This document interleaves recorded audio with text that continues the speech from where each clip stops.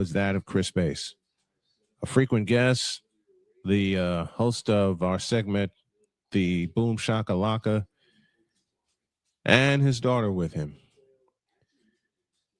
Unfortunately, we lost him over the weekend due to a stroke. And we got the news yesterday on the air. So what we're going to do today is honor him with some of his best segments over the next 120 minutes. I can tell you from all the folks that I have spoken to, and I can say this unequivocally, with him being my brother for 20 years, that Chris Bass was very well loved. He was very well respected. He told it like it was, and I couldn't be a better man for him for it. So, Bass, this is for you. Let's do it. I can't do it. We'll do it live. Do it live! I'll write it and we'll do it live! Mister, will you please wake up, wake up, wake up, wake up, wake up?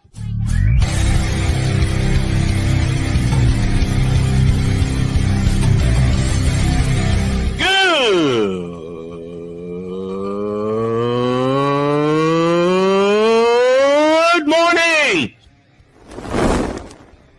Snowman here to all you Brock Purdy and San Francisco 49er haters. Shut up! I gotta thank you, Shane. I mean, whatever happened to the games where breaking 100 points was, I don't know, unusual?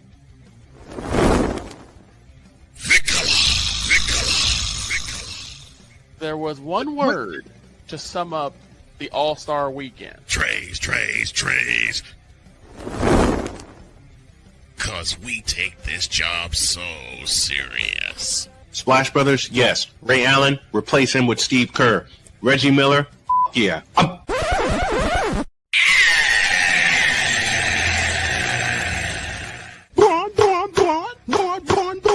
What in the all types of blue hell?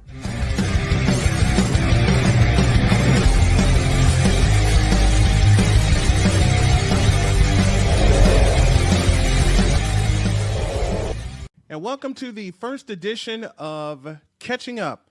This is where I talk to some folks that I haven't had on the show in a while.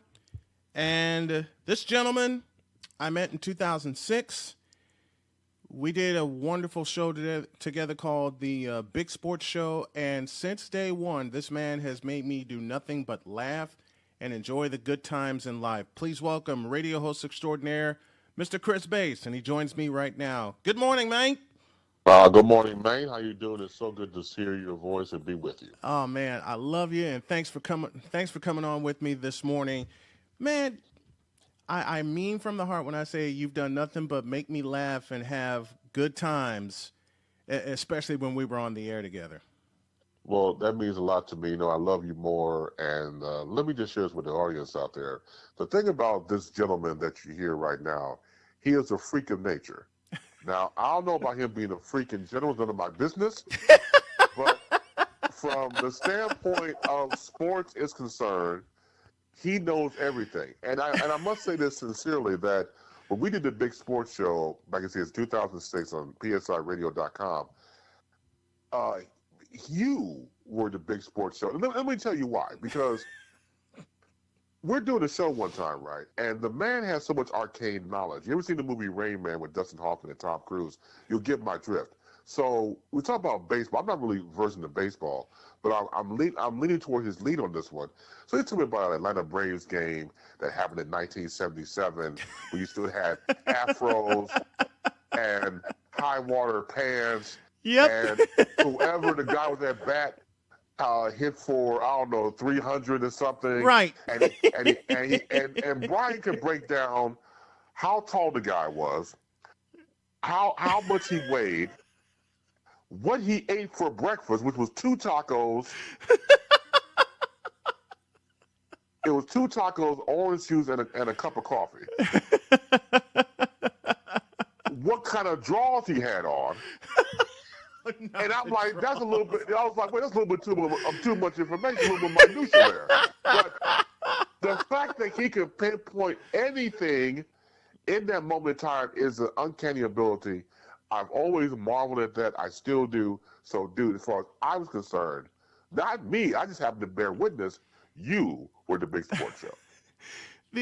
I tell you what, we were talking football, and this is where he gave me the nickname Rain Man. Besides that, the question that was posed, someone in the back in the back room said, "Has there ever been a quarterback to throw for 400 yards in the Super Bowl?" And the word got to Chris, and Chris spat it out on air. He says, "Has there ever been a 400-yard Super Bowl throwing quarterback?" And immediately my answer was Kurt Warner, because he was the first to do it in Super Bowl 34. And Bass looked at me and said, "There's no way in hell that happened." I said, "Super Bowl 34." And he looked at me again with this look. You know, the look that the teacher gives you when you spat out an answer that you had no business knowing. Right, exactly. I co-sign with that look, yes. That was the look that Bass gave me. He said, "I'm going to go home and look this up." I said, "Go ahead. 29 of 45, 414 yards, 2 touchdowns." He said, "There's no way. If you're right about this," and he left it at that and walked out. I said, "All right." I went home, came back the next day. He comes in, and he's got that same look on his face, and I will never forget Bass looking at me and go, "How the hell did you know that about Kurt Warner?" I said, "What?" He said, "The 400-yard game." I watched it, and he just bust out laughing, and he goes, "Okay, that's fair." Right. See, people, you have to bear witness to this uncanny ability that Brian has. And because at the time, I didn't know Brian from a can of paint. Right. So we were just getting to know each other. So we were doing the show, we're getting to know each other. Really likable guy, but I didn't know who the hell he was, honestly. So, but when he did that, going back to that gig, you have a better memory than I do. When you talked about that, and I went back and checked it, I was like, and I told my wife Vicky, I said, "Wait a minute, this dude is Rain Man." and it stuck from there because, again, the one thing about it, certain people who do sports and certain people who are just obviously born to do it. You were born to do this, Doctor, so you've always proven the fact that you're the one in the room that everybody gravitates towards if they want anything about sports. And I just give credit where credit's due. Dude, you're like I said before. I appreciate it. I really appreciate that. My wife says the same thing because she hung with me for the 2018 football season when I covered Michigan City. There was one game we were playing LaPorte, and I just said out loud, I think Lyric McFerrin, their star running back at the time, is going to go for 200. And my wife just looked at me. She says, "If you're right about this," I said, "I just have a feeling." Yeah, 16 for 225 and 4 touchdowns. And everybody that was in the booth that night was coming over to me because they were hearing me spit out the numbers. My wife was taking the notes, and they just go, "How did you know that number?" I said, I watched it. For some reason, I can calculate this in my head. And my wife makes the joke, "He can't do anything else, but he can do this." Oh, that's not a good wife. For me, that's a wonderful wife because I knew she was kidding around. Yeah, I know you're right. Yeah, the only wives get away with that. The only wives get away with that. Right. Wives know what they're doing when they rib you like that. They have carte blanche. When they know you, know you so well, they can make jokes. But they can make jokes like that. And Jody's been doing that for almost 4 years now. That's great. And that's great. I love that. And when I worked at Whitney Young as a security guard, and I was also commentating their games. Your daughter, I remember your daughter coming up to me, tapping me on the shoulder, and she goes, "I know you." And I'm going, "The hell did I do now? I just got here." And she goes, "You know my dad." "No, I don't." "Yes, you do. You know someone named Chris Bass?" And I fell out laughing. That was my youngest daughter, Mattia. That was Mattia. And she comes up to me and she just smiles and goes, "I told you know my dad." And I'm still on the floor laughing. My boss comes over and says, "Are you okay, sir?" "I'm fine. I'm fine. I'm just in a pool full of tears from laughing at what this young lady just did." And that was Mattia that did that. Chris Bass on the line with me as we are catching up. This is the premiere episode. We had so much fun together doing the Big Sports Show. And normally we were told by the man in charge that we should have a script of things that we're going to talk about. You know the best part? We never did. Well, and you know this firsthand, Brian. When you work with people and you're developing chemistry, you don't want it to sound scripted because you want to have natural conversation. And Absolutely. So when you're working with a duo or team, I don't think it bodes well to be scripted because it comes off that way. And when people listen to sports, they want it to be natural. You want it to have the people that are who are the hosts engaging. If you do take calls from a radio perspective or whatever you do, to bring them into the fold. So again, it's the classic theater of the mind, but you have to connect with that one listener who's checking you out, he or she, and they're able to feel that they're a part of the conversation without actually being a part of it. It's something that's so basic. I don't believe in scripting. When I, for example, do my shows, my host, it's 50-50. It's 50% preparation, and other 50% is improvisation. Yes. So that's a formula that works for me, and I've always realized that I prep 3 hours before I do any of my programs, and only because of the fact that by the time I hit that mic or hit that time I'm doing the video as well, that I know what I'm talking about. And you don't want that, as you know firsthand as a host yourself, credibility is key. It is. Once you lose that, dude, you can forget it. But since you have that, you ride it all the way out, and you've been doing a fantastic job doing Thank you. Thank you. 8th season of doing Snowman in the morning. I've added some tentacles to it. Got a radio partner in Cole Johnson out of Tennessee. He's been fantastic. I've had fun with you doing radio. One of our mutual favorite movies is Lean on Me. Yes. And one day, for some reason, I was just feeling down in the dumps. And I came in and I knew, okay, I got to pull it together because I'm going to be with my partner. Right. I barely sat down and Bass comes in and all of a sudden I hear him spit out, "They used to call me Crazy Joe, but now they call me Buttman." I walked out the studio laughing. I said, "Oh, this is going to be a great time today." Well, if you're a fan of Morgan Freeman's like all of us are, and I love the movie because it really showcases talent, but the scene he had with the late great Robert Guillaume, and they're going back and forth, and there's the dynamic of these two personalities, and they're having the diatribe, and they're going back and forth and everything else. I thought it was really brilliant film I was watching, and I keep that same scene just in case I, like you, get down the dust. And I'll watch that scene or parts of that movie. Like there's one scene that he has as Joe Clark where when he says that scene about, they used to call me Crazy Joe, now they call me Batman.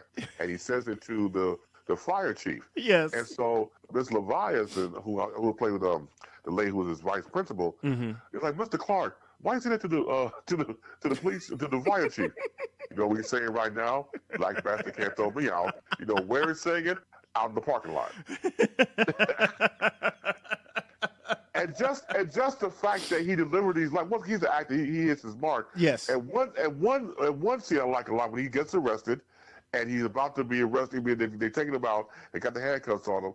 So Sam was the troubled, teenager you let back into the school. Yeah. He was like, "What's that you do, Mr. Clark?" He was like, "No, Lynn Thigpen played the parent who got him arrested. Yep. We're gonna blow your black butt out of here. Hey, B, vote on this. Sam, get back to your class." Now, he did not say, "Why did you call her a B?" He just said, "Get back to your class." So in other words, I'm agreeing with you on the B part, but get back to your class.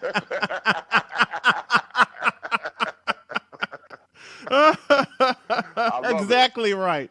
It's one of those movies where you see a little bit of everything. Yes. And the one story we had where the remake of the Batman line, the Utah Jazz had cheerleaders that also were acting as pole dancers. And that's when you remade They Used to Call Me Crazy Joe. when you did that on the air and you looked at me for a response, I was already gone. I was just about under the table laughing. I remember. Because I remember where you got that from. And Chris just calmly goes, "Have you any response, sir?" And I couldn't respond. I was laughing so hard my stomach hurt. And I was, like I said, I was under the table just dying laughing. Oh wait. We had people like emailing us because we had people emailing us, and one particular emailer said, "Y'all just dumb." Oh yeah, absolutely. After that day,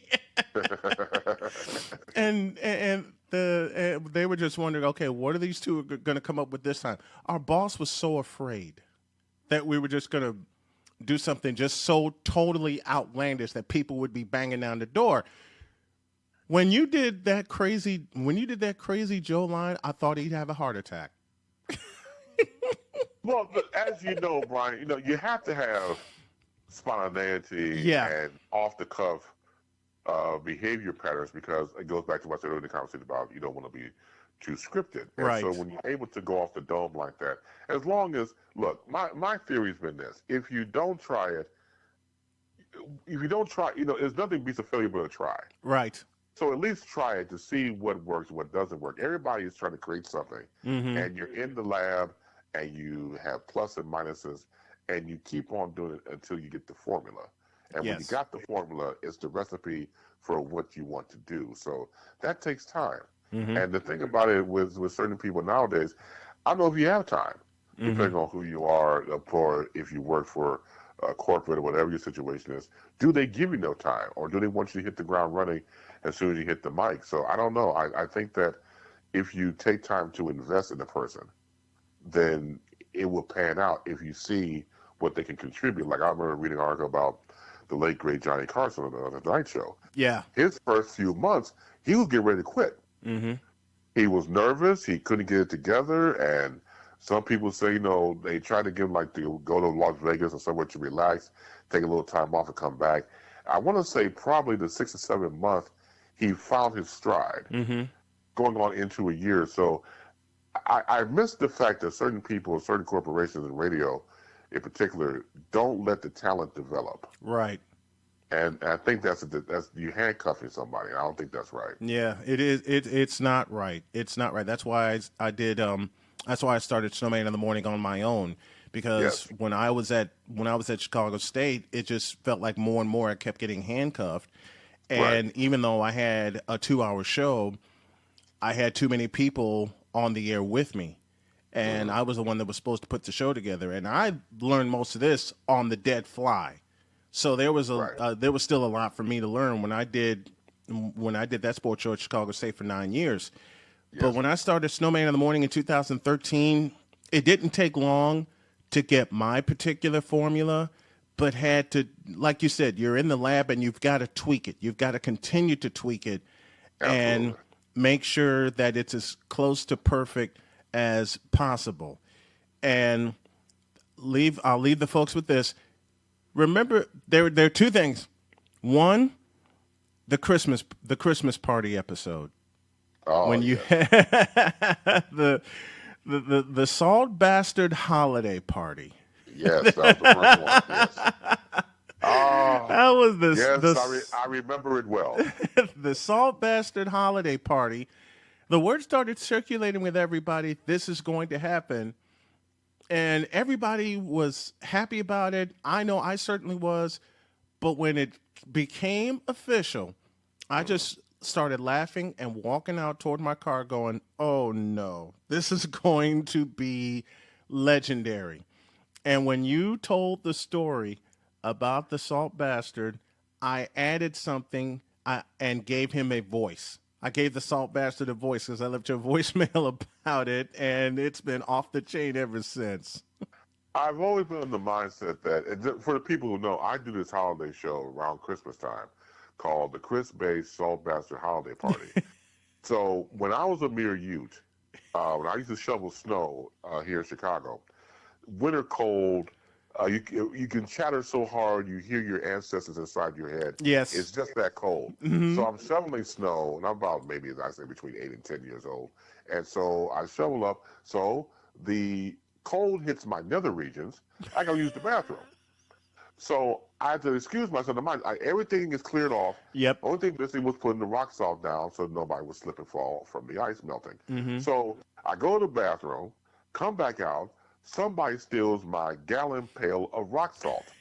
So to me, I don't condone people who are thieves or thievery. Right. But for Buddha's sake, please don't steal rock salt. Don't steal anything small, but don't steal rock salt. Right. It is the most stupidest thing you can ever do as a thief. And what'd you say that afternoon? you came back and like, what the salt bastard? Who the hell took my Right. salt? Right, salt bastard. So I never saw the perpetrator who did it. Mm-hmm. I hope they busted their kneecap, to be completely honest with you. But I'm telling you, it made no sense to me at 10 years old for someone to steal rock salt. And I named the person, whoever they were, the salt bastard. And that's how that started. And the rest, as they say, is history. That's right. Oh, can I ask you a question real quick? Go ahead.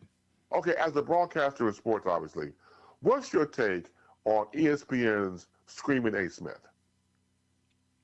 I call him Screaming A. Smith. We don't have time for my full take, but oh man, listen. Well, I give me have a to. short I'm version. going to invite you back so we can really delve into that. Okay. I would love to. I'll give you a 60-second take on Screaming A. Smith. First of all, the name is accurate.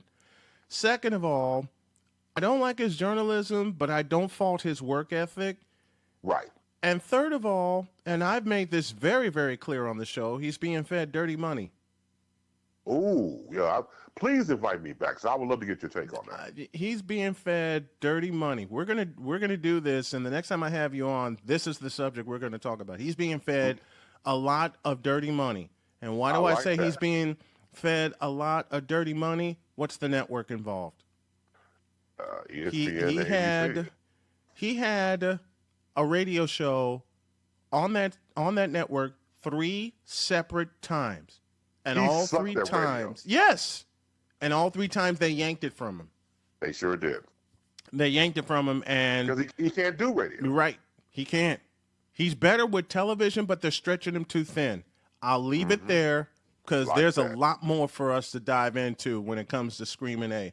Chris I Bass cannot wait. Chris Bass joined me this morning for our first episode of Catching Up. Everything you see will be on the Snowman in the Morning YouTube channel. Please like, comment, and subscribe. And if you haven't already, check out Baseline, 5 p.m. Eastern on Fridays, 4 p.m.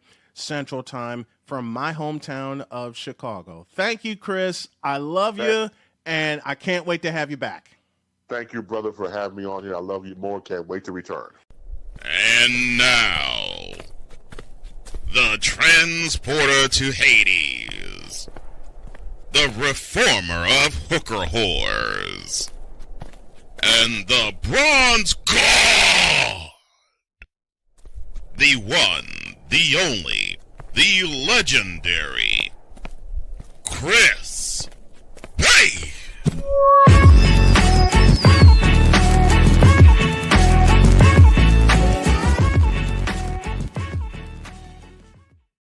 You know him, you love him. The Bronze God is here, Mr. Chris Bass. How are you, my friend? Great to have you as always. Oh, well, first of all, good morning to you. Good afternoon to everybody out there. Of course, he is the Rain Man. He doesn't perform tricks, but he has the prostitutions when it comes to sports. And that's how he operates. The damn thing you could do about it. It's too late. And so it just is what it is. I want to thank you always, my brother, for having me on. All the brothers and sisters out there in the comment section, doing your thing. And good morning or afternoon, boom shakalaka to you. I love that greeting. All right. Let it loose. What you got for us? Russell Wilson to the Pittsburgh Steelers. I don't know. I knew you'd get wind of that. I don't know, and I don't like knowing sometimes. And no matter how old you get, you can always learn from people's lessons, or even, of course, your own lessons. Yep. And I don't think that, again, going back to his days in Seattle, when your coach and Megatron and everybody on your team is telling you that you're this, that, and the third, they got to go through a restricted number at times to contact or a second party to get to your quarterback, or sometimes third or fourth. Everybody can't be lying. Right. And I think his days are past him. I really believe that. I mean, I think the situation that happened in Denver, he got the payoff, but he also got the kick out. And he kicked his ass out to where he is now in Pittsburgh. And I think that I revere Pittsburgh's coach. I love what he does. I love what he continues to do, Mike Tomlin. And I don't think he's a person of no nonsense. Right. And there had to be conversations to say Russell Wilson Inc. is not a part of what possibly could be a marriage between him and the Pittsburgh Steelers. And maybe, just maybe, Russell realizes that you can look. It's not like you can't juggle these acts. You can, but I think when one begots the other, but I think when you put one more in front of the other, then that becomes a problem. I mean, how many cars do you have? Like, it's you and like 8 other parking spaces there. You was back in Denver or Seattle. I mean, how many cars do you have, dude? I mean, and don't be wrong. Right. It's one of those things where if you let that ego, which we all obviously have, get in front of you, it could destroy you. So, yes, he gets the $1 million a year at the bare minimum for a quarterback. Denver's going to eat the rest of the contract just to get his ass out. But I don't see it. I don't see anything happening with his time in Pittsburgh, and it could just be the end. I think it is the end for Russell Wilson. And the end for me, as far as Russell Wilson goes, started when he didn't give the ball to Marshawn Lynch on the 1-yard line in the Super Bowl. They never recovered. He never recovered. The Seahawks never recovered from that. They haven't been back to the Super Bowl, nor has Russell Wilson. And Pete Carroll ran the daylights out of him the latter part that he was there. And they didn't equip him with an offensive line. They didn't equip him with a bell cow running back like they had with Marshawn Lynch. And they tried to revive beast mode. And it worked for a little bit. It worked for a little bit, but it came down to the game against San Francisco where they were a half a yard away from winning the West Division and they couldn't get it. That the Super Bowl 49 was the beginning of the end. When they couldn't claim the West in 2019, in my opinion, that slammed the door. Yeah, I'm sorry, Beast, but I'm not good with nicknames. I didn't know my own nickname from half the time. But, it's all right. It's all all right. right. No, go back to Marshawn Lynch. I'll just stick to government names. I'll put it like that. Yes. The process of when you're defining your career have finite moments. And like you said before, what if he would have handed him the ball? Would he have left Seattle? Would he have stayed there and had a glorious career going to the Super Bowl or Super Bowls, depending on if everybody was back together again, to bring the band back? So we don't know. One of those finite moments that really could change the course of somebody's history. Yeah. And we see it all the time in the world of sports. We see it in life. One finite moment, like you said, changes the course of history. A finite moment I love bringing up, May 7th of 89, Jordan shot over Craig Elo, the shot that changed 2 franchises. So there are moments like that. Oh, man, there are moments like that in sports all the time that defines careers and in many cases defines lives. You're absolutely right. And it's moments you live for. Those are moments that as fans or people have played on all types of levels, those are moments you live for. Those are moments you practice and be in games for when you're able to, again, put that linchpin. Where were you when you did this? Or when were you when he or she did that? So those are moments that we crave because that is the backbone of sports in general. It is. It is indeed. And you put it so eloquently, those finite moments that define sports and define lives. I don't see this being more than 1 year for Russell Wilson in Pittsburgh. And you know what the media speak is. He's going to be a veteran presence to Kenny Pickett. He's going to help coach him and get him ready. No, I don't even think he's going to do that. They brought him in because, they needed an extra body in practice, and they needed an insurance policy for Kenny Pickett because Kenny Pickett has shown not to be has shown to be fragile in his first couple of years in the NFL. So they need that backup, but Russell Wilson is not as durable either. No, and it's cheap. Like I said before, it's cheap. You don't have to worry about paying him that much. And once again, he's an insurance policy. And then not like we haven't seen it before. It's just that the potential, of course, that Russell Wilson had and maybe still has some left in the gas tank. I personally don't see it, but people do show flashes of brilliance every now and again. But we'll see when the season obviously begins and starts up. But I just don't see it.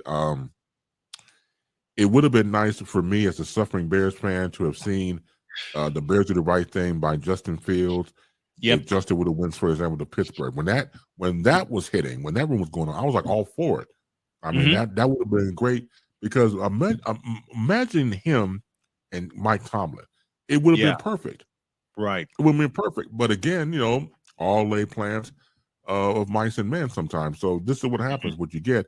It would have been nice because, again, I don't know. Again, the Bears. If you're going to keep, and I hope it's not true, but it parallels to this. If you're going to keep Justin Fields and bringing Caleb Williams, I don't know what universe I'm living in. I don't anymore. I maybe I've skewed to the bizarro world and nobody told me. Right. I just don't get it. It doesn't make any sense. If you're trying to get, I guess, a tandem of these young quarterbacks and see who the best man win. No, what you should once again going back to Eberflux. The coach to me of the Bears is just not a good fit. I'm sorry, it just does not fit. Not. The only reason why he kept his job was because those last few games was like, all right, Eberflux, if you don't get your ass in gear, you're out on the street. And the last few games started to show some promises. So that is the only reason. But now, once again, you are the guru. I'm just some peon here, just pontificating over crap that's coming out of my asshole when it comes to sports. But you're the guru. Have you ever seen a situation like this where they kept the coach and got a whole new team around the coach? I've never seen it. Okay, thank you. I have never, in the 4+ decades I've watched, studied, and covered football, I've never seen a head coach get kept, but all of his assistants are let go. And that's being nice. I mean, they ran them out of town real quick, and I think they were all excited to get the hell out of there as fast as possible. To save their careers is what left of them and try to get a job somewhere else. Yes. So if you're going to fire every other assistant coach, why didn't you bring the hammer down on Eberflux? Why didn't you bring the hammer down, or as I call them, Eberfools? Why didn't you bring the hammer down on him? Unless he has suggested pictures that we don't know about, he's blackmailing these people. That's the only. Other than that, I don't see why you keeping him. It's like you're not going to fire me. Remember you at the Motel 6? I see that's the only way I can see him keeping a job and getting a raise. I say the same thing for Nick Sirianni in Philadelphia. I say the same thing for Nick Sirianni because somehow they had a couple of yes men as the offensive defensive coordinator. Of course, the defensive coordinator, Matt Patricia, the second half of the year, and the defense got worse because they got pummeled into the ground in the wild card game. And you keep Sirianni. You keep Sirianni. And the same with Chicago. You keep Eberfools and let everybody else go. I mean, what can change the question? What has Eberflus done? And I agree with you, and I mean this jokingly. There's some blackmail in there somewhere. somewhere where they convinced the higher ups to keep him and let everybody else go. There's a poster in there somewhere, and something just is not right with that situation. Not right at all. There has to be a blackmail picture of human beings and animals together. And I won't say what kind of compromising positions, because they should be our pets, not our lovers. I'm sorry. I apologize about that. Anybody remember Revenge of the Nerds? I mean, there's other ways of getting goat milk. And, just make sure that the goat is female. Just make sure the goat is female if you must do things like that. Because if it's not, well, Rasa Ruck. Rasa Rot Ram Ruck. Rut roll. You sure it's some thick milk? Oh, okay, keep chugging. Keep chugging. You be tugging. Doom, doom, doom, doom, doom. I'll be tugging. So, yeah, we be tugging. I mean, holy smokes and baby Jesus. I mean, it's just a lot to go through when you're talking about this type of. You can't make sense out of nonsense. It's just impossible. You can try all you want to. You can scratch your head. You can go inside your cranium, but you can't make sense out of nonsense. And this is one of them right here. So whether it's Russell Wilson in Pittsburgh or what's happening in Chicago, which I have no idea whatsoever. And again, I go with the theory that I've skewed into Bizarro World and nobody told me. I mean, nobody. Speaking of nonsense in Chicago, yes. One moment, well, we all know the travesty that is Soldier Field. I've been in that bad boy. Mm-hmm. Now, first they bought all this land in Arlington Heights, and the hot topic was the Bears are going to move to Arlington Heights. Right. Now they want to move south of Soldier Field. Why won't they make up their minds? What the hell is that? Well, because it's politics and the game is chess, not checkers.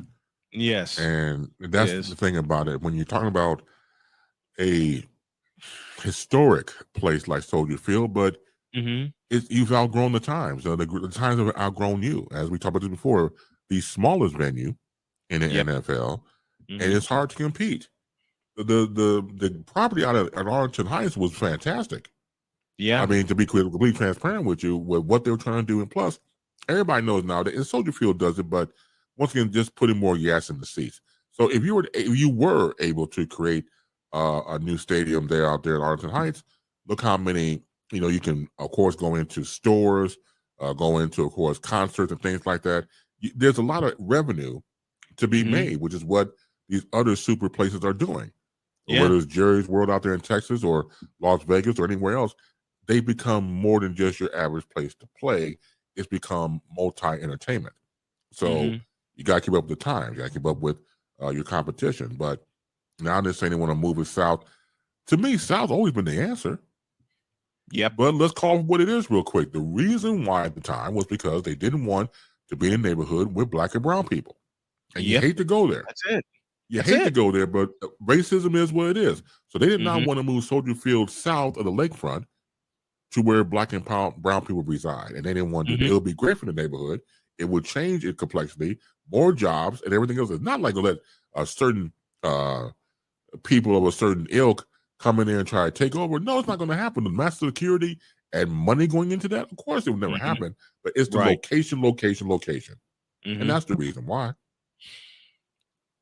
It's like now they want to bring it south of Soldier Field, and you're absolutely right. They didn't want to mix them where black and brown people are. They didn't.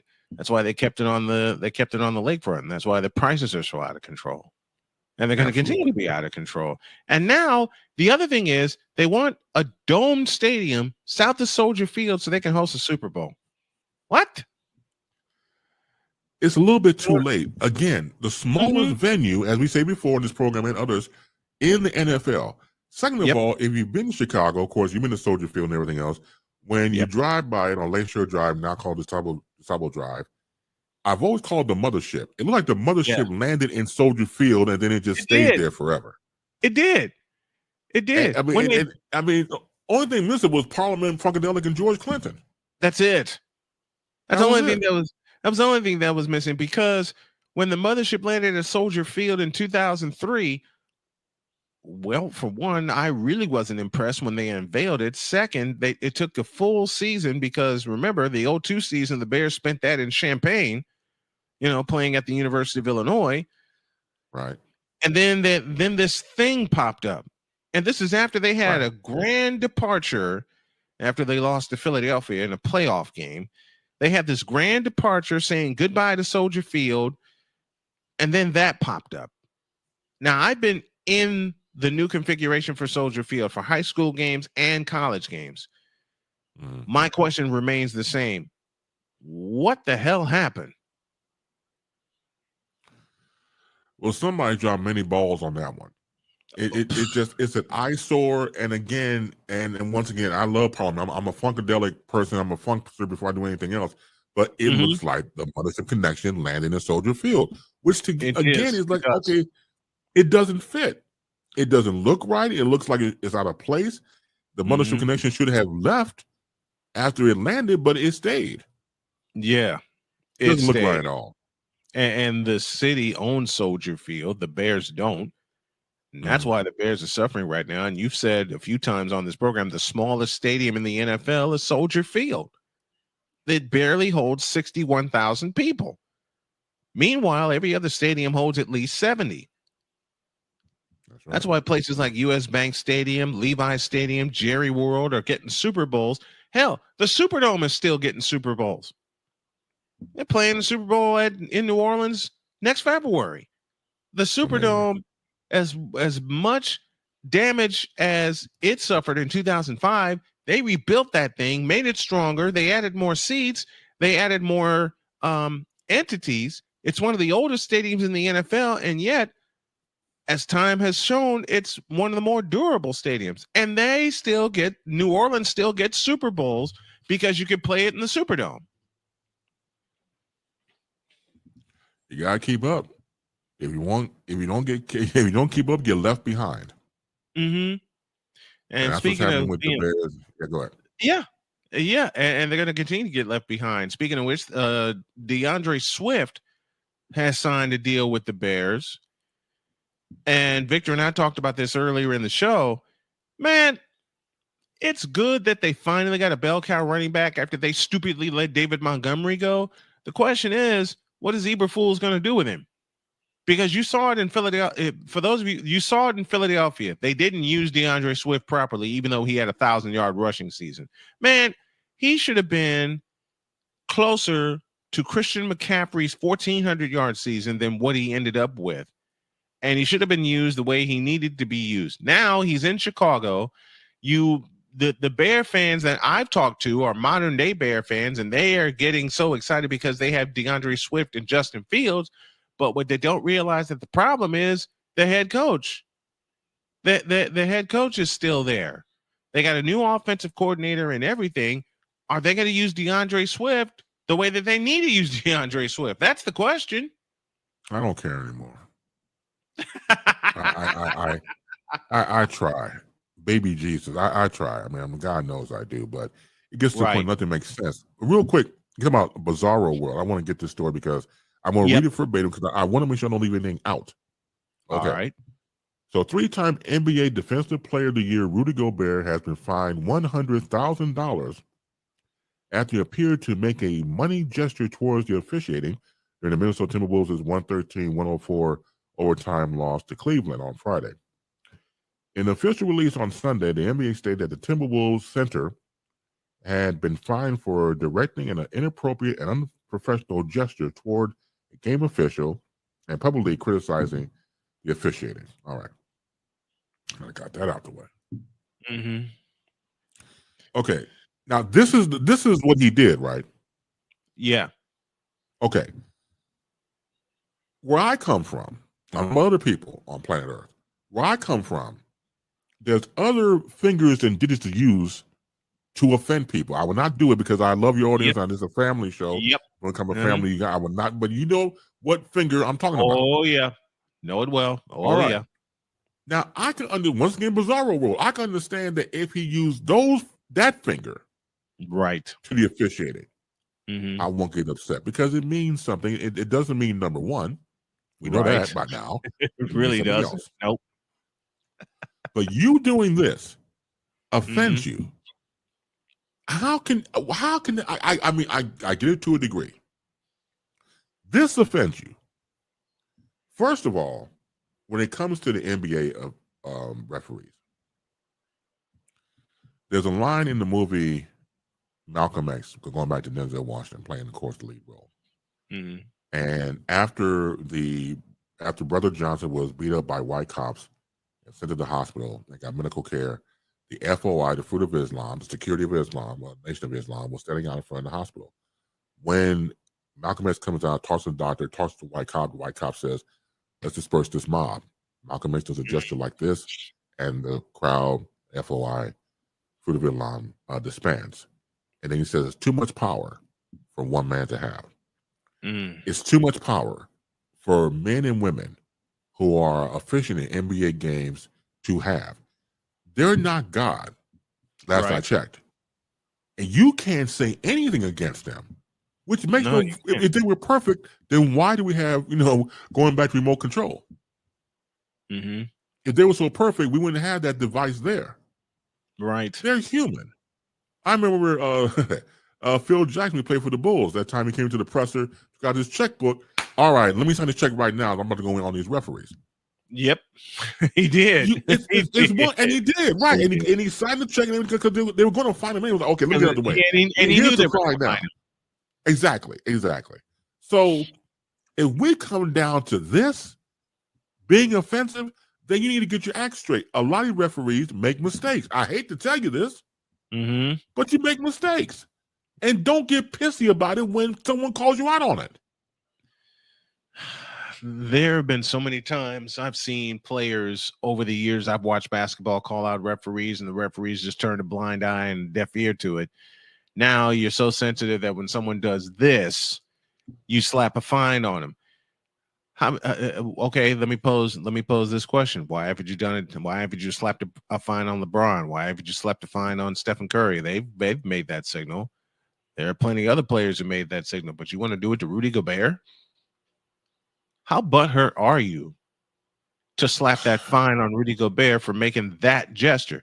It's like Bay said a few moments ago. There's another gesture they can make that would be offensive and that would constitute a fine. But this? It's stupid. When I was 19 years old, and that was a long time ago, and I was back in college, and I was given the opportunity to go to a radio station to possibly work at 19, to work in the mailroom, and then in 6 months go into programming and go from there. Yep. So I'm 19, I'm already nervous, and I'm talking to the guy who I thought the job was a lock, and we're going back and forth talking. We had a good conversation. Snowman, Rayman, Brian, I called him sir. The man got pissed off at me calling him sir. I can't make this stuff up. Stop it. No, I called the man sir. And he got mad at me. And he got mad at you for what? Because he had to be in his, I'd probably say I'm 19, probably in his early 30s then. To him, he associated the word sir with old. Oh, goodness. And then he says to me, damn, I ain't that old. I'm like, wait a minute. I thought, because I'm nervous, I thought I called him Mother Hubbard and by mistake or something like that. But no, I called him sir. And I didn't get the job because of that. I kid you not. Because I'm like, you gotta be kidding me. So if he showed me on the radio station, this is Chris. He called me sir. I'm like, dude, you still on sir? Are you kidding me? I didn't call you son of a beeswax. I didn't call you Cy Boob. I didn't call you Mother Hubbard. I didn't call you Momofuku. Right. I didn't call you none of those names. But yet, this is why I messed up bad. Had I called him Momofuku, I would have got the job. Wow. Since everything's so bizarro world. It is. So again, go back to Rudy Gobert. He's doing this. He gets fined $100K. Going back to eons when I was trying to get a job on terrestrial radio for the first time, for me just calling the man sir, that did not give me the job. Had I called him out of his name, I would have got the job. So I can't with this parallel stuff, man. I don't get it. That's crazy that you called him sir, which I gathered a long time ago as a sign of respect, because I'd said that to my dad. I said that to my dad. Yeah. And that sign of respect is offensive? It was offensive because to him, he equated with it being old, and I didn't get the job because of that. Wow. Yep. Bizarro world indeed. I'm telling you, Wow. I'm not going to walk around here with an S reverse on my chest. I can't do it, doctor. No. No. Can't do it.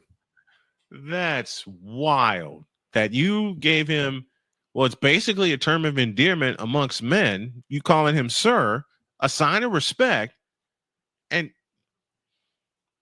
that's crazy. That's crazy. And you're right. Had you called him out of his name, you would have gotten the job. That's nuts.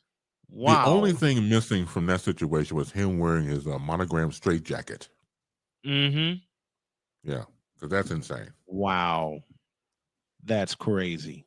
I can't do no more, Doc. I'm trying to fight a good fight, but I'm telling you, woo!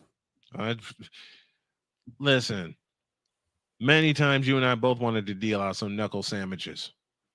All right? Lord knows. With extra mayo. Absolutely. With extra mayo. When PSI covered the Proviso West tournament, and I got the call to do some of the games. Mm-hmm. I was told I would do the first 4, then I'd get a break, and then I do the last 2 in the evening session, right? Mm-hmm. Wrong. That first day I did 6 consecutive games. I'm worn out. I finally get and look, as much as I love calling basketball games, my voice and my body took a beating that first day. Of course. First day, first time doing Proviso West, because I was asked by the producer, how do I call a game? And I said, think about the old simulcast era with Jim Durham and Johnny Kerr. That was my main reference. Mm-hmm. My voice took a beating that day, and I nearly called off for the rest of the tournament because I was exhausted. Fortunately, they let me go early. They let me go like early afternoon. And when I'm thinking, okay, I can get a break and then I'll come back, I just won't talk. Right. He pulled me aside and said, see you tomorrow. Good. You want to talk about a black man flying out of Proviso West so fast? I know, right? Man, I flew the hell out of there. And that year I was covering Whitney Young. It was 2007. I was covering Whitney Young also. They had a game that night. I said, there's no way I'm going to be able to make it. I am beat and I'm beat up. I went home. That night, an ice storm happened. And all kinds of calls were coming into me. Are you going to make it? I said, I cannot travel right now because we were given an advisory not to travel until at least 10 a.m. Mm-hmm. Well, wouldn't you know it, we got the clearance, and I'm driving in from Gary. We got the clearance. I flew to Proviso West, happened to find a spot right next to the school. I got in, I got upstairs. I did the middle 4 games, and I turned and told my boss, I'm going home. I'm tired. Right. But, man, sometimes getting in this industry, sometimes I got to be honest, I question why I got in this industry, but then my love of sport and hearing Jim Durham reminds me of why, and hearing my dad's words of always chase your dream reminds me of why. But to borrow from Chris Bates, God damn you, sometimes I don't know. Well, you sound like me. I got to a point in my life where the purity of that 6-year-old that was once me in my room listening to radio, that still thrives within me. Yes. Unfortunately, people get into radio at the time, terrestrial radio, for other reasons Mm-hmm. outside of your own. You may have some like moments or find people that are like-minded, but other people got in for other reasons. Once I started to realize that more than anything else, then I can navigate the room a little bit better. Because I just thought that people love radio, got into radio. No. People got in it for whatever reasons, and we're going to get into it today. Of course, there's too much, and that's older than the program. But it's the fact that you run into people who have certain agendas, like any other business, any other profession. So once you see that coming, you're able to navigate probably a little bit better. We called games at Chicago State for a full season, if that tells y'all anything.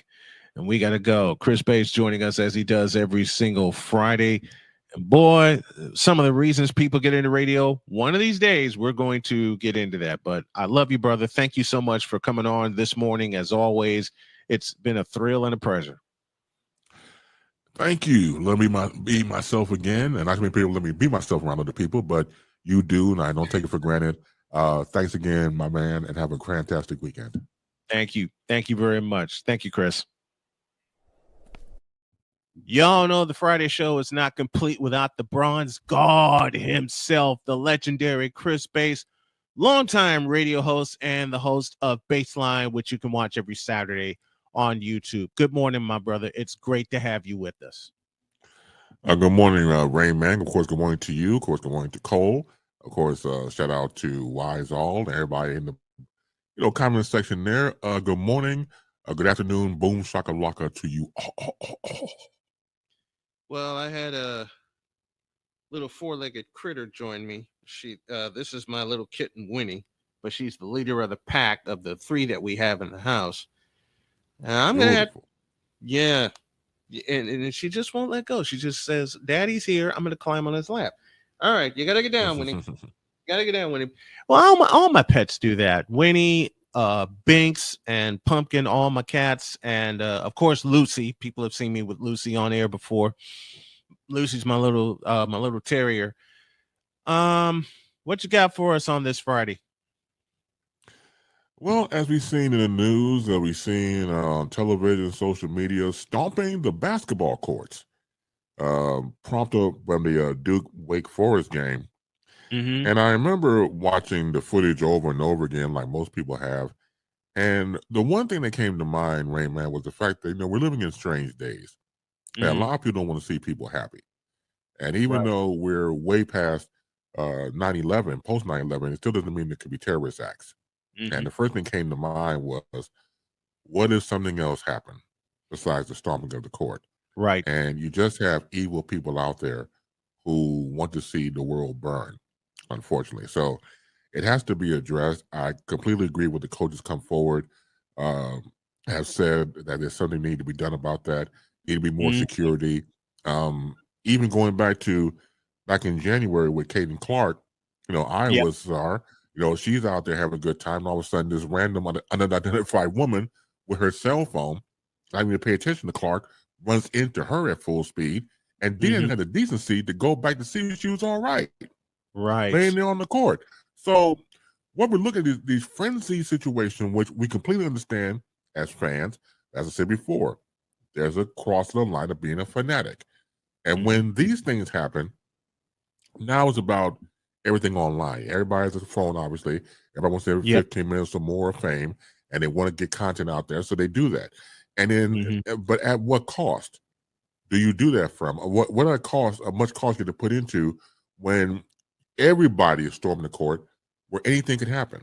So it's not good for the sport to have this continue on. And it may be once upon a time ago it was, but we're at a different day now. And I'm not to put a spoiler on fun, but there's other ways you can do it. Like one person suggested, when it's the last minutes of the game, let the bench clear from the other team or something like that, and let them go in the locker room and then have everybody come on, whatever. But again, there's a way to do it. And see, what people don't understand, people who are proactive, let's get in front of it before something actually worse happens. But they want to ignore it. And then something tragic happens, God forbid. Then we'll do something. See, that's what I don't like about certain people in certain management positions. if you get ahead of it, we don't have to worry about anything traditional, tragedy happens, or somebody got killed, or somebody body part was blown off because of a bomb, whatever the case. And you have to go there, but this is the days we're living in. So it's not like the sky has fallen, the sky has fell. So let us try to protect our college students, protect the fun of the whole thing, and get some serious security up in there, because if not, something's going to happen, it's going to be major, and then, now we got to do something. Let's prevent that from happening. Yeah, I saw the incident with Caitlin Clark live after Ohio State beat Iowa in overtime. I did the alternative play-by-play call of that, and one of the things that came to my mind is, what if she had been seriously hurt?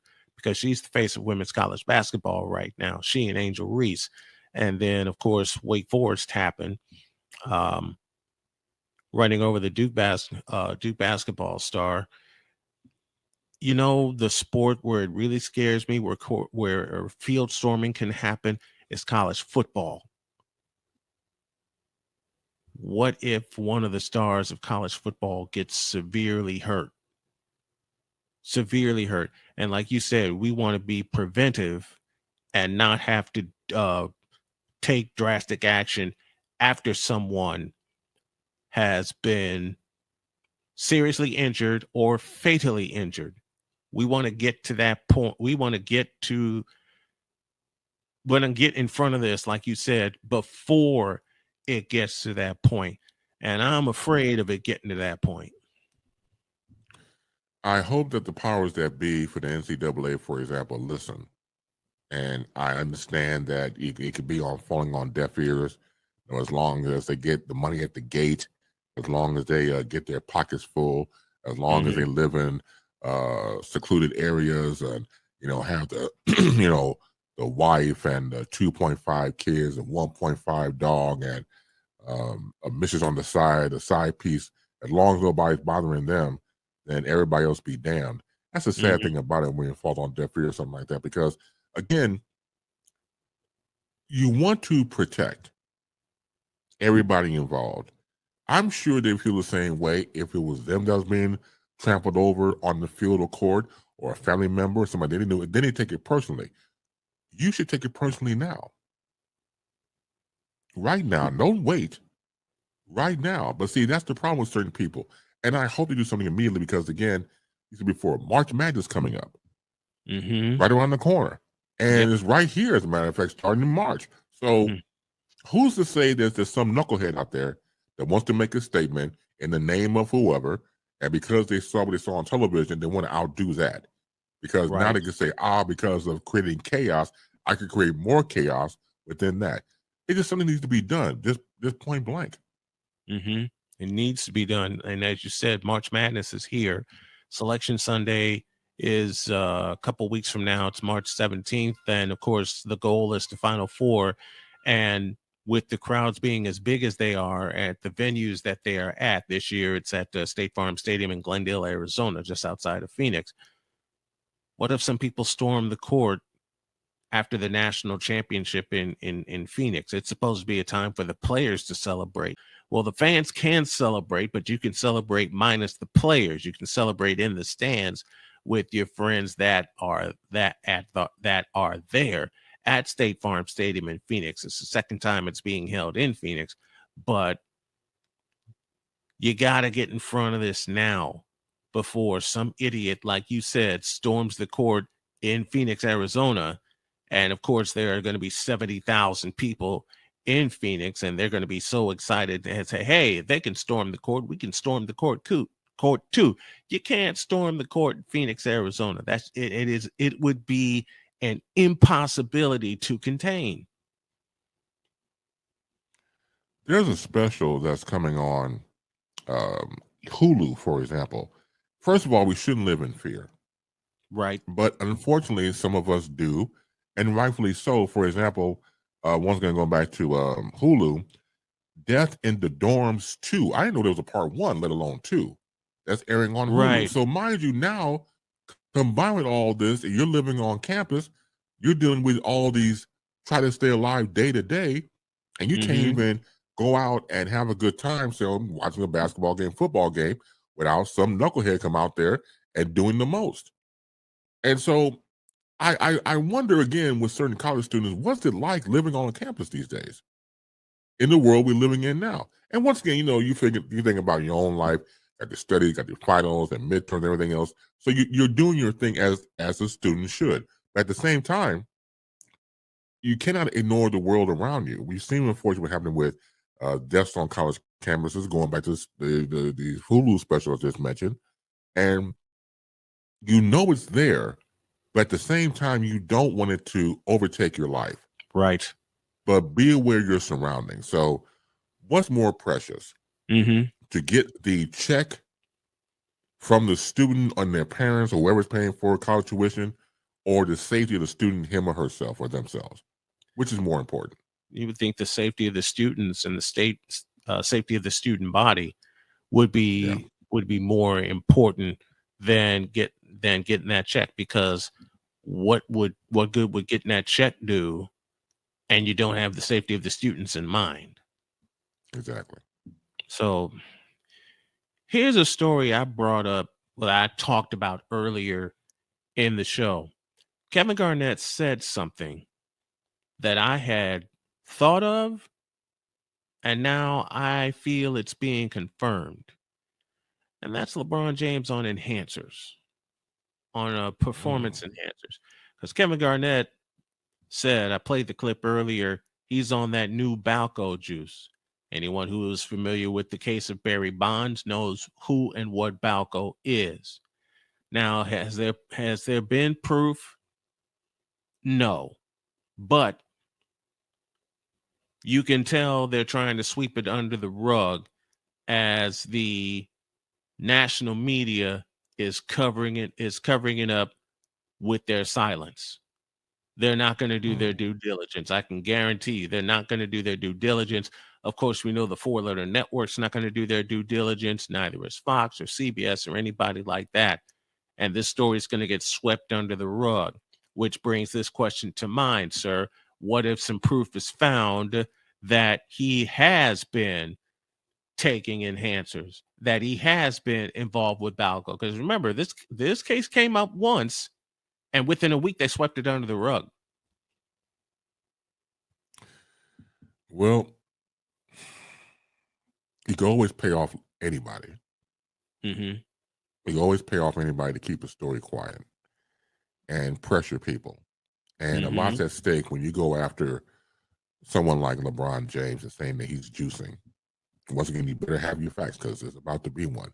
Now, if you're fearless, if you believe in the integrity of journalism, you believe in the integrity of putting the truth out there, then you do what you have to do. But I think, again, depending on the person or persons involved, if for example, it goes back to, always use movie reference I mentioned before, another reference, same thing. If you're Eddie Murphy in Trading Places and you're with the Dukes and you see the Duke limousine with the whiskey and the cigars and the telephone from the car and everything else, do you walk away forever, as one of the Dukes said, or do you come into the limousine and no, I can hang out with you guys a little bit longer? So it depends on the person, and him or herself. Will they walk away and do the story, or would they get in the limousine and get paid? Well, Hall of Famer Kevin Garnett was the one who said it on his podcast, and he was speaking to Paul Pierce. Now, when Paul Pierce played against LeBron, he played with absolutely no fear. Of course, he was part of that Celtics Renaissance team that won their 17th championship in 2008. So you got a couple former Celtics getting together. Kevin Garnett spits that out. Everything gets swept under the rug. And like you said, are they going to get in the limousine and hang out a little bit longer? That's what most of these networks are doing. They're getting in the limousine and they're hanging out just a little bit longer to make sure their money is safe, instead of doing their due diligence to find out if there's truth to this. If you believe there's truth to it, you got to research it. You have to.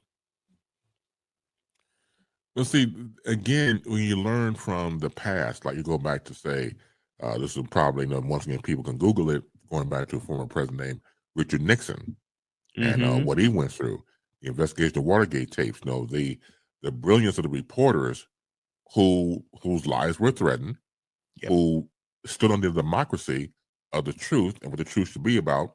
They stood on they stood on all 10 toes, both of them. Yep. And went through what they had to go through. So when you look at that dichotomy and others who have paved the way for freedom of democracy when it comes to the press is concerned, well, as we know, the press has been completely compromised. So it depends on who do you trust and where you get your source from information. So having said that, it would be interesting to see this come out. And once again, despite how I feel about LeBron James, I'm not trying to wish ill on the man, but you know that if you're doing this, that you must understand that you're taking the gamble of not only your life, the life of your family, your wife and your children, the people who are next to you, like, the whole thing, having management and things like that, and your brand and Nike and everybody else. Because if you're doing this, you're destroying everything. And I do mean everything. Because once the tumble of dominoes, come down the pipe, that's it. That's it. And with LeBron, that's not the first scandal they're hiding. I mean, as I said, this popped up before. I want to say like around 2011, and within a week they swept it under the rug. There's a second scandal that not many people have dug into when it comes to LeBron James. He had a side piece while in Cleveland, and they kicked her out. No, you won't. Sharon Reed. I beg your pardon. Sharon Reed. He had a side piece. Sharon Reed, who was part of the Cleveland media, apparently conceived a love child, and LeBron James is not admitted to it. So what happens? Sharon Reed gets booted out of the Cleveland media, winds up in Miami. A year later, guess who's there? LeBron James. Exactly.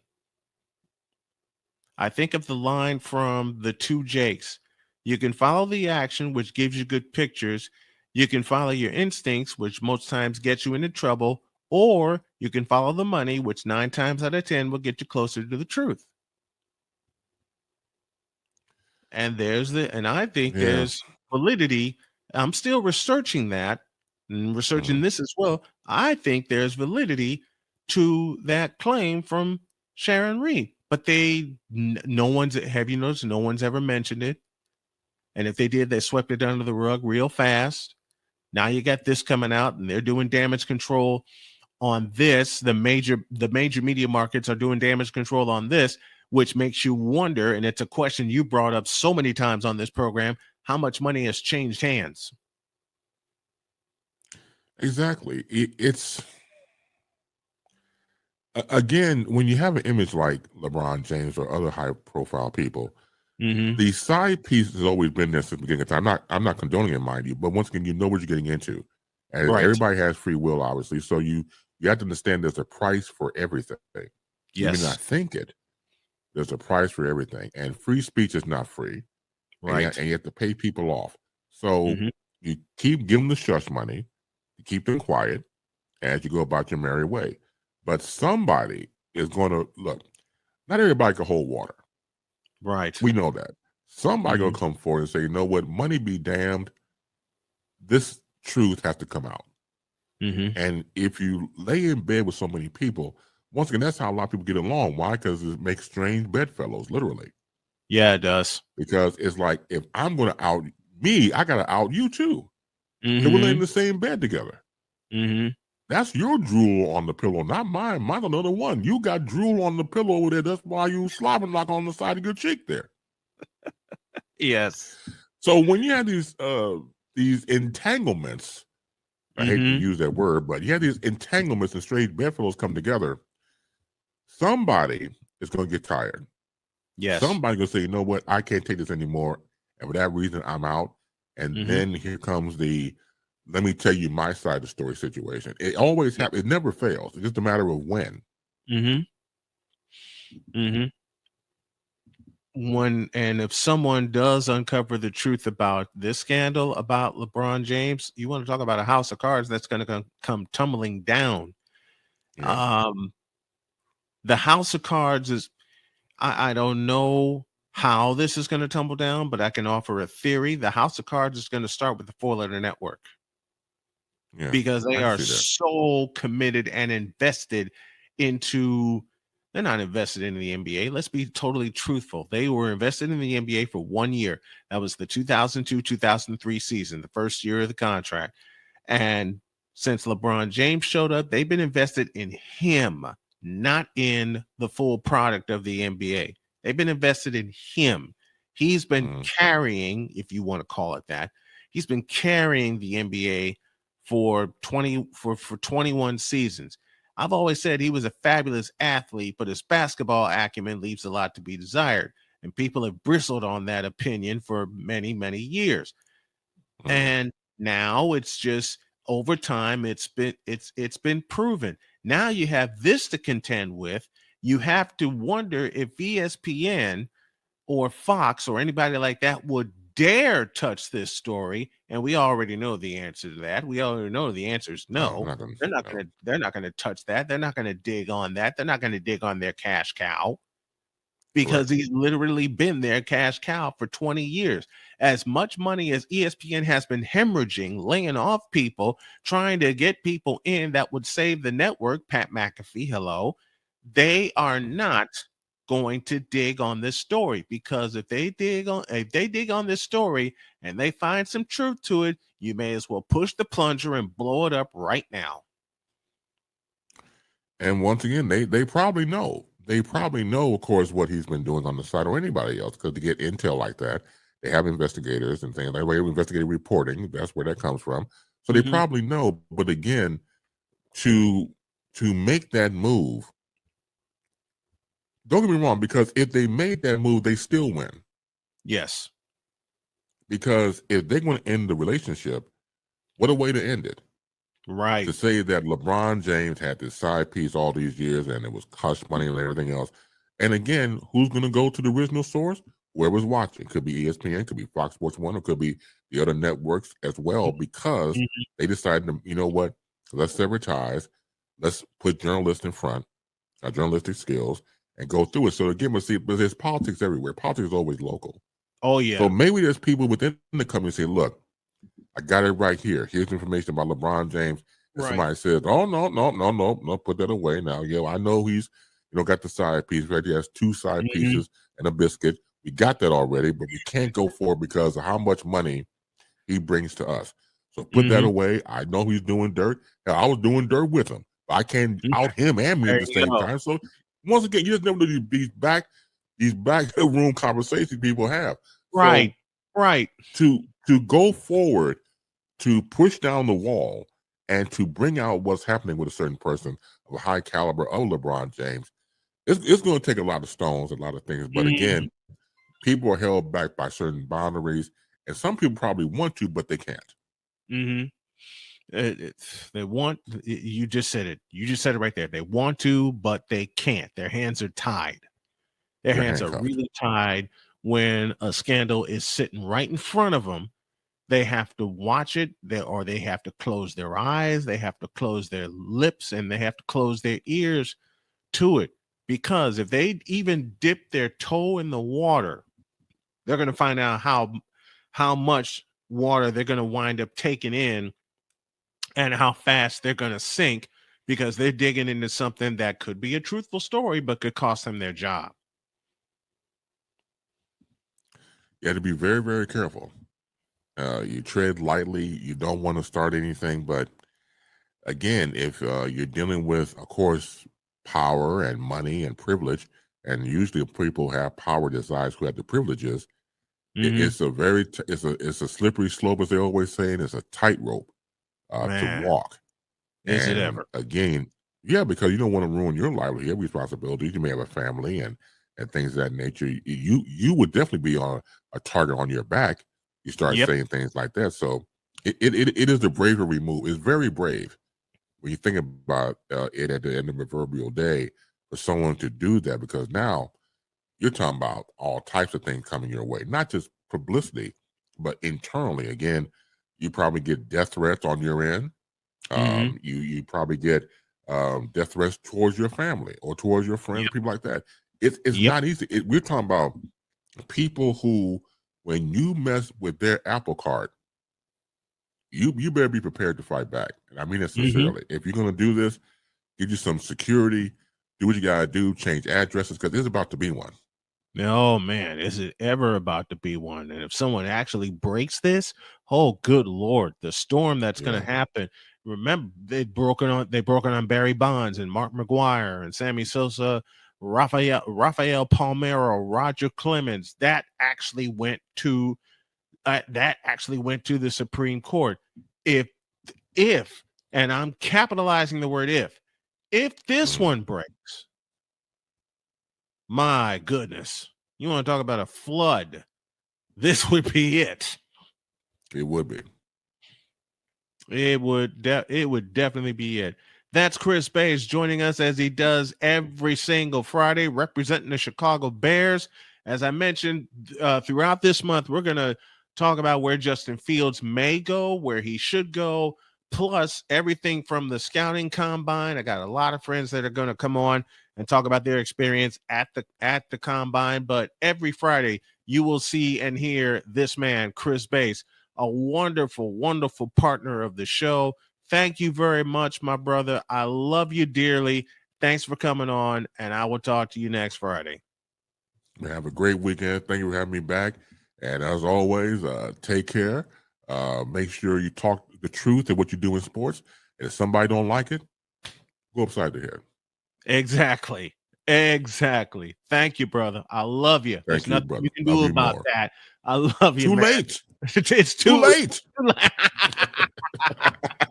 It's way too late, especially given the fact that I kicked cancer in the ass. I had to do it. For everybody that was praying for me 2 years ago. I appreciate it, and I know you were. I checked in. Look, for God's sakes, I checked in from the hospital while I was recovering. But man, you really have helped the show. I'm glad to have you back. I'm glad to be back myself. Thank you, brother. I appreciate you so very much. Hey, man, love you more. Keep fighting the good fight. Thank you, sir. You got it. And now, the transporter to Hades, the reformer of hooker whores, and the bronze god, the one, the only, the legendary Chris Bay.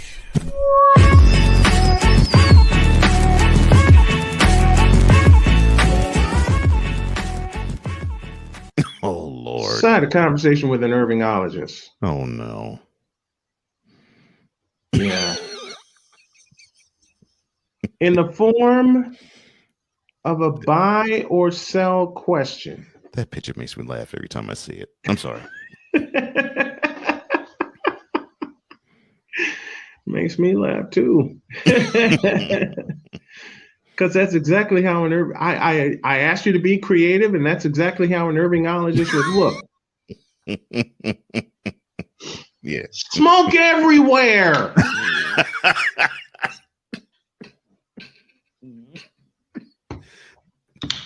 That I saw that, I was like, oh yeah, this is perfect. Smoke everywhere. In the form of a buy or sell question. Oh my. This fish-eyed fool had the absolute gall to say buy or sell Kyrie Irving can still be the best point guard in the NBA. I gave a simple answer. Sell. Now I'm like, which one of those dudes was it? Was it Mortimer? Yeah, I'm like, no, it was Randolph. Yes. Sal in the trading places. Yes. Let's enter the boom shakalaka with Chris Bays, my brother. How you doing, man? You gotta tell him to sell.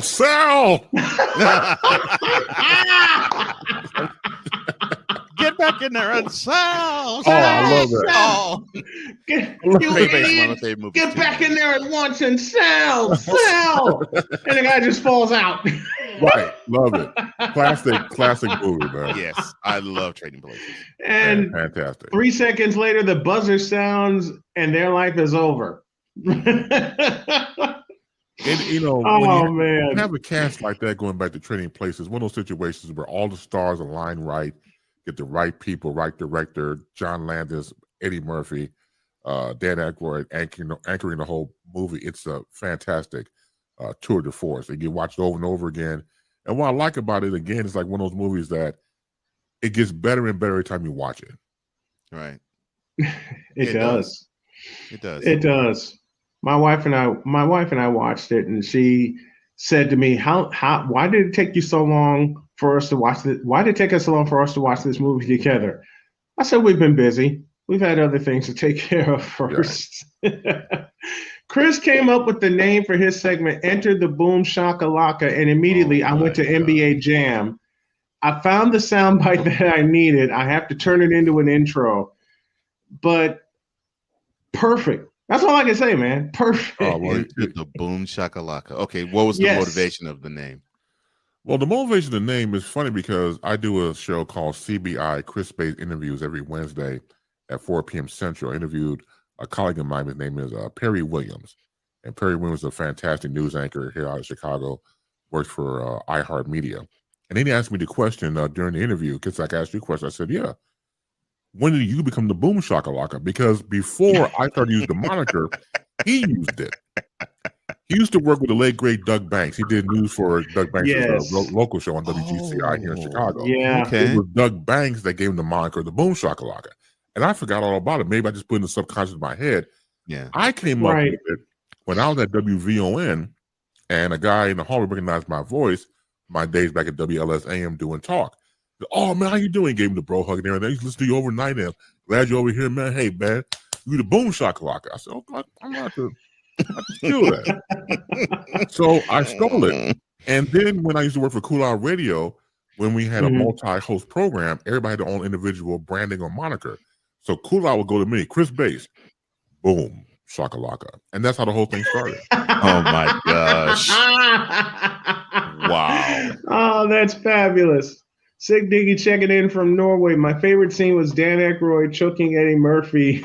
Yeah. While the latter was doing it was not jokes. It was not jokes. Valentine. Even to the point where when Billy Ray Valentine gets Dan Aykroyd's crib and he has the party, kicking everybody out, two dudes seem to sell with. Hey, that was a stone groove, my man. Yeah, right. Get the hell out of here. Come on, let's go. I can't believe it. And wait a minute. And to get everybody's attention, he scratched the record that was playing. Right. Yes. May I have your attention, please? Nobody moved. Attention, please. And then get out. Out. He was right. You invited ne'er-do-wells, hookers to your party, and he's getting all upset, and rightfully so.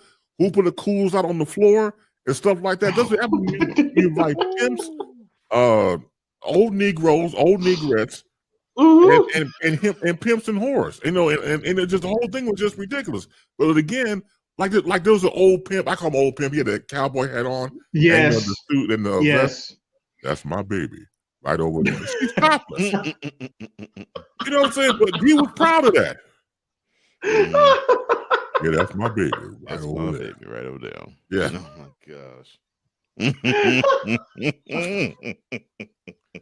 Classic. And you can quote lines from like any other movie. It's like you said, when you can quote lines from when you can quote lines verbatim from a movie that you've seen over and over again, it's a classic. Yes. You and I will have Stand By Me and now Trading Places. And when I did the question, get back to, on all I could see was Cole's face. I could see their faces. Get back here in there at once and sell.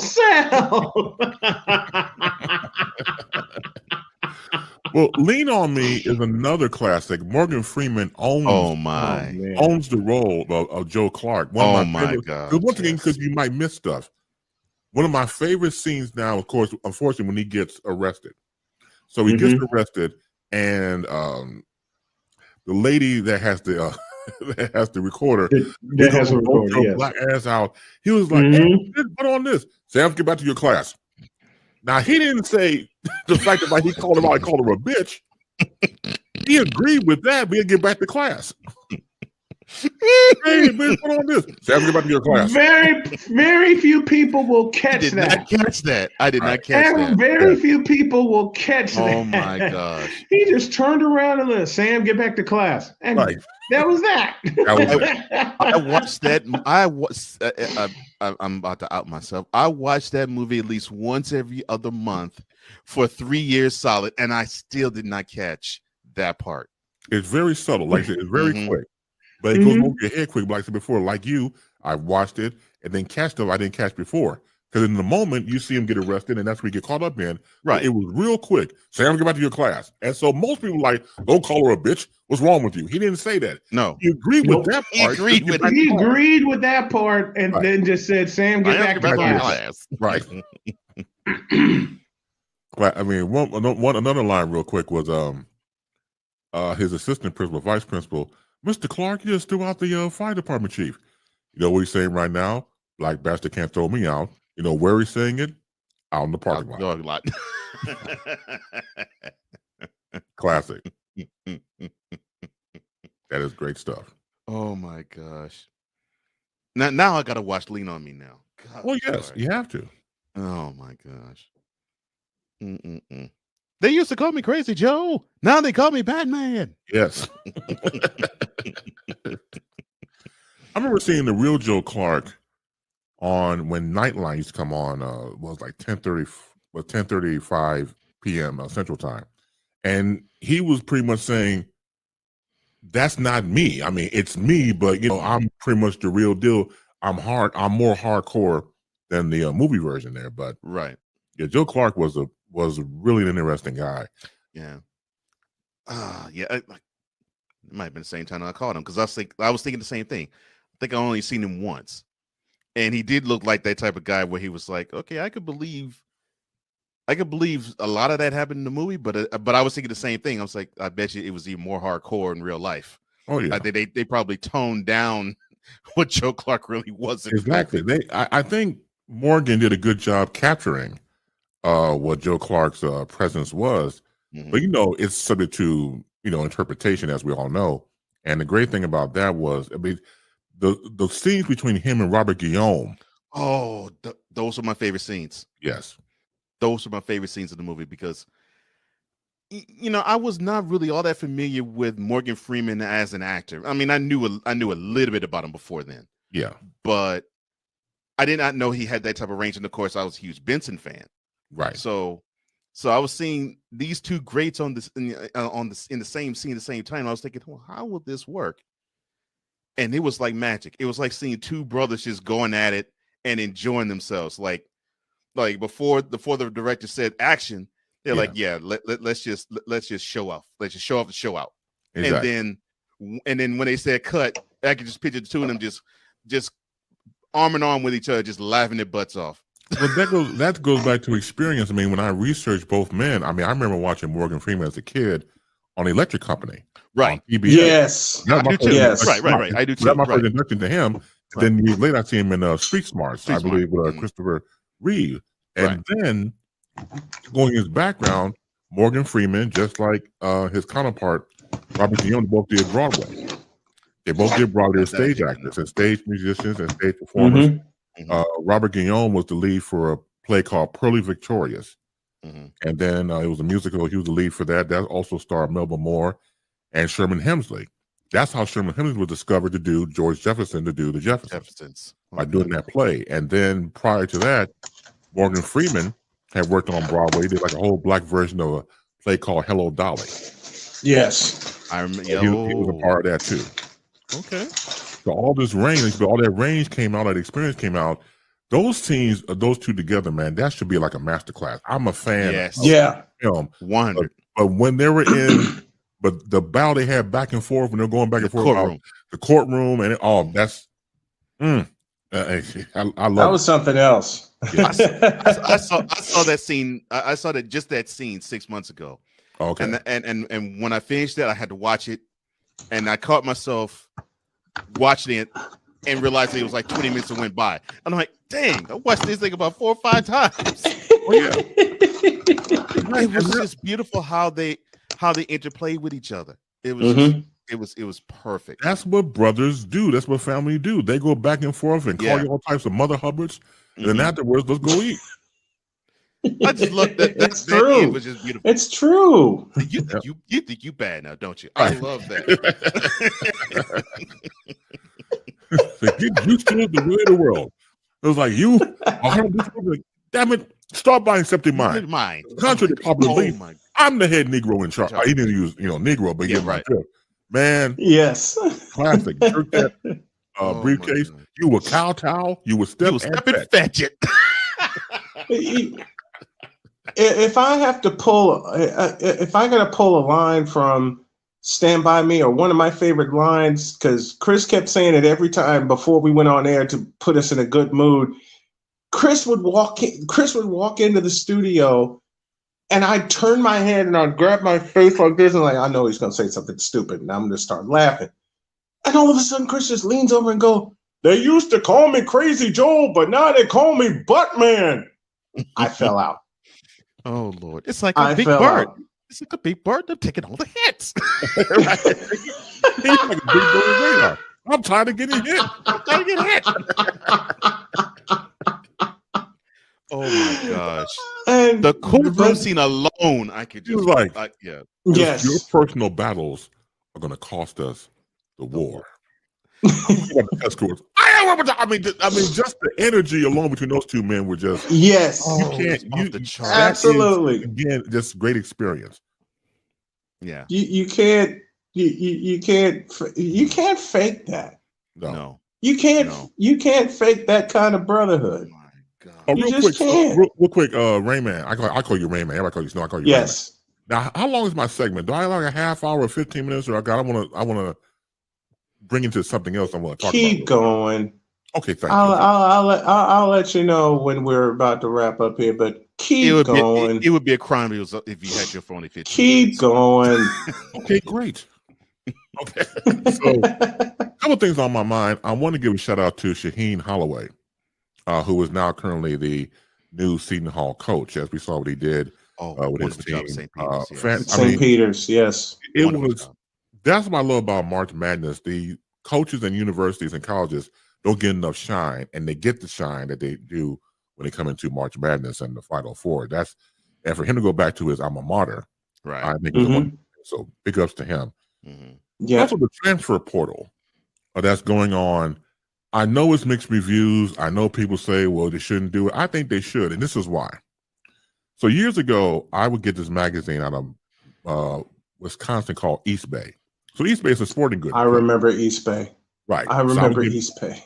I would give my sneakers. I'm a sneakerhead. All my sneakers there because for some reason I go around Chicago, Foot Locker, anywhere else. Hey man, can't find them. Hey, you guys, this is a size 13. I'll go back and check. Come back, nope. Come back, no. And I got no one good and well. They didn't have 13s. No one good and well. They didn't carry 13s. I talked to other guys. They would just get it earlier because they went on delivery day. Mm-hmm. Delivery day was Wednesday.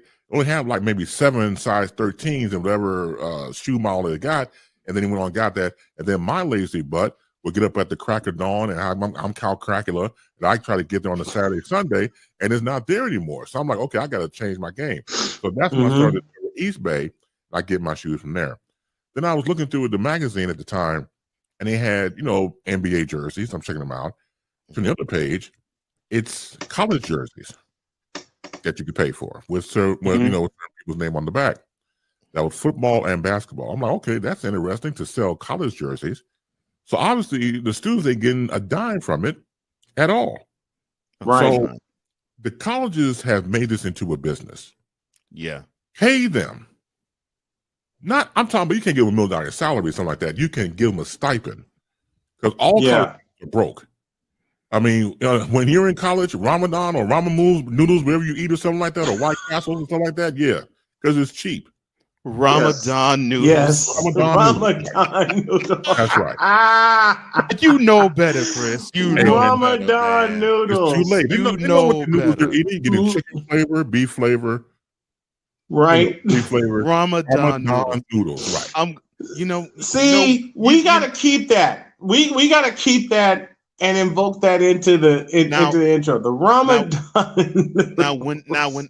Whenever someone from the Islam faith goes into that holy season, I'm going to think of noodles now, thanks to you. You're welcome.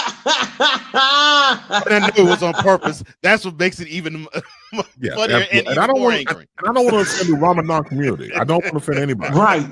Or even the Ramadan noodle community. I'm not trying to offend anybody. So my point is, it's cheap food to get, and we've all gone through that. Whether it's whatever I said before, White Castle, Ramadan noodles, or whatever. So give the students a stipend. If you want to make it educational, have them take like a business class. Yeah, learn about your I agree with that. CDs and 401k plans and stuff like that. That way, it'd be more educational. But now that they can make money off their likenesses, good on them. Good for them. Not everybody's going to go pro. Not everybody's going to go overseas to make money. If you're in that time zone, for whatever time you're in college, to make a profit from your time performing as a student athlete, I say go right ahead. I agree with that.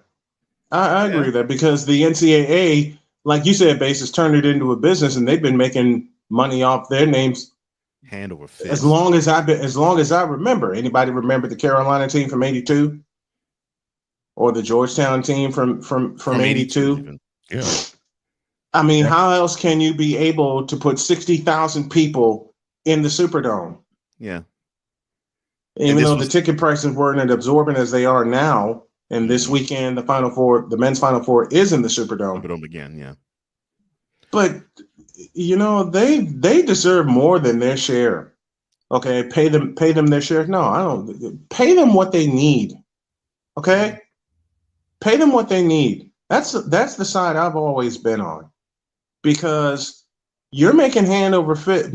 Billions of dollars, not millions, billions of dollars a year from their likenesses. You mean to tell me they can't get a piece of that? A big piece of that? So they can stop eating the White Castles and the Ramadan noodles and everything else? And believe me, when I went away to college in 1990, for a while I lived on ramen noodles. I did.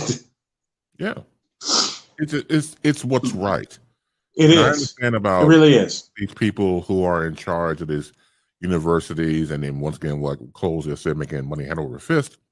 If you gave a stipend or some money to your college athletes, you're not going to miss anything. You're really not. That's how much of a dent you won't even put into it. There will be no dent whatsoever. Set up a certain pipeline, certain revenue stream for them. And you won't miss it because you're making millions, probably into the billions, depending on what kind of university you are. And don't get me started on the don't get me started on the SEC and the money that they make, no matter what the sport. They have their own island. I mean, they have their own network via ESPN on cable. So come on, man. Right. I mean, have you seen? Let's really go there. Have you seen the baseball stadiums in the SEC? I mean, you would think you were in minor league ballparks. Exactly. You would think they were in minor league ballparks, and every year it seems like they're doing some kind of renovation or they're building a new park. Example, LSU. They tore down in 2009 the old Alex Box Stadium. They put up the new one, which is bigger and better. I had a chance to get a tour of it. And every ballpark in the SEC is like that. Every ballpark in the SEC is like that. And you go, what? You can tell that there is a premium that the conference places on athletics. Yes. That you can see the financial wherewithal and the windfall from it. And this must be a credo that they have. It's like, okay, we want in SEC for sure. We want to have the best facilities, period. We want to basically clown every other conference, no matter if it's this level or the levels below, because we want them to see that this is going to be for these athletes that come to our programs, the springboard for them to go to the pros. Like what Bay said earlier, even if they know most of them will not make it to the pros. Mm-hmm. SEC, ACC, University of Texas, and Pac-12 all have their own networks. It's crazy to see how much these conferences have grown, but the athletes see little outside of their scholarship. Very true point, Ryan. Very true point. Oh, and the NCAA is a non-profit business. Oh, they're since when? Oh, that's a flying lie. We know that's a flying lie. Yes, we see the evidence. Well, it's one we of those see things. we see the evidence. Look at the renovation to the arenas, like Assembly Hall in Champaign, which is now called State Farm Arena for some god awful reason. But also, look at the arenas they build. Anybody remember when the SEC was burgeoning in the 90s? Anybody remember when Bud Walton Arena showed up in Fayetteville, Arkansas? When Bud Walton Arena showed up to replace Barnhill Arena, I missed that. And everybody's like, "Wait a minute! When did their attendance go from 9,000 to 20,000 per game?"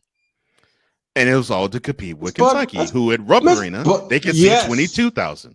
It was every SEC team wants to compete with in basketball Rupp Arena, which is the biggest arena in the SEC. Thompson Bowling Arena is now at 22,000. Yeah, but they probably reached the 22,000 themselves there. Yeah, but it's like it's what Bay said, and it's what you said, Cole. They're making the SEC alone is making money hand over fist that can cover all the bills with the NCAA. SEC alone can bring that in and still have chunks and chunks and chunks of money remaining to pay the kids. Yeah, you can do that.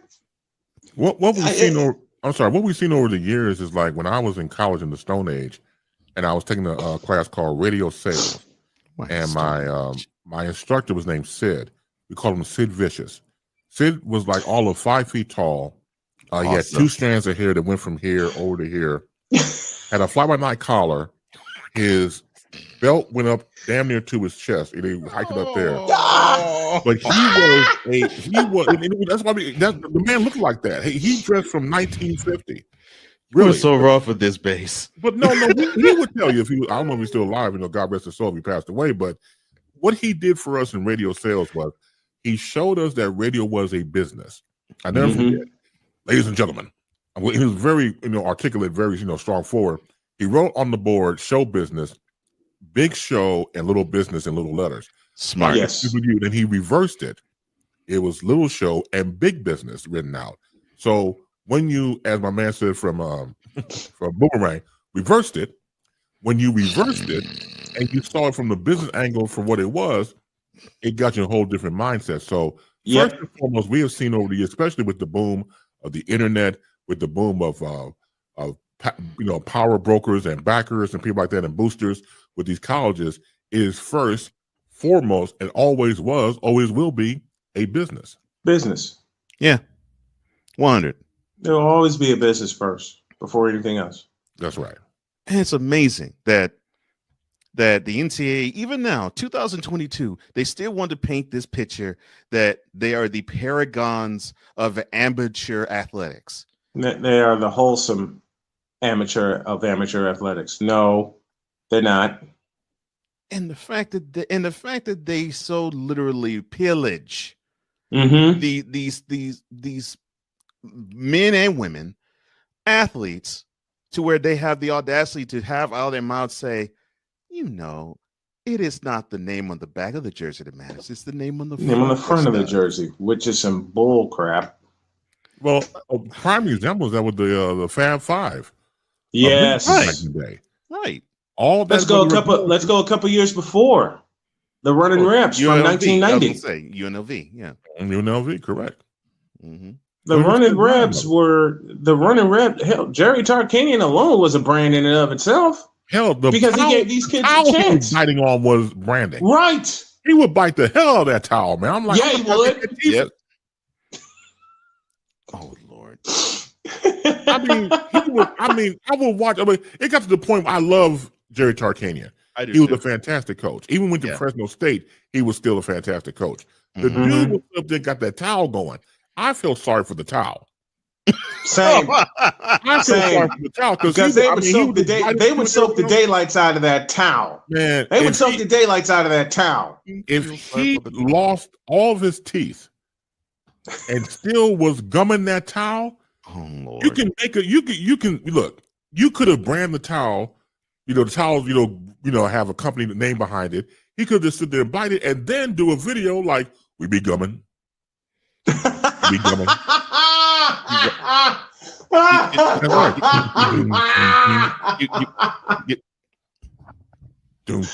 Oh gosh. Right. I mean, that dude, man. Man, Jerry Tarkanian, coaches like Mike Krzyzewski, Jerry Tarkanian, Dean Smith, Roy Williams were a brand all to themselves. Yes. They were a brand all to themselves. You can throw Riley Massimino in the program. John Thompson. Okay, because Riley Massimino took down the big bad Georgetown Hoyas in 1985. We be gumming. At Rupp Arena. We be gumming. Yep. I'm like, Chris Bass actually said we be gumming. That's right. Oh my gosh. Oh, that's gonna Cole, that's gonna stick. Yep. Go back to Ice Cube, we be clubbing. We be gumming. That's why I am not liking you again right now, because you could give me that earworm. That's exactly what I was thinking.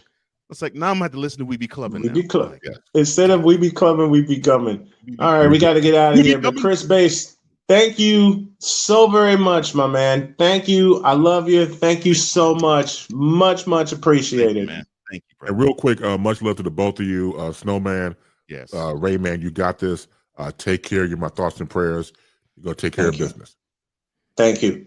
Thank you. We're leaving for Indy on Saturday. Thank you, Bass. I appreciate you, man. Thank you, brother. Take care. Peace. Both of you. Both of you. Man.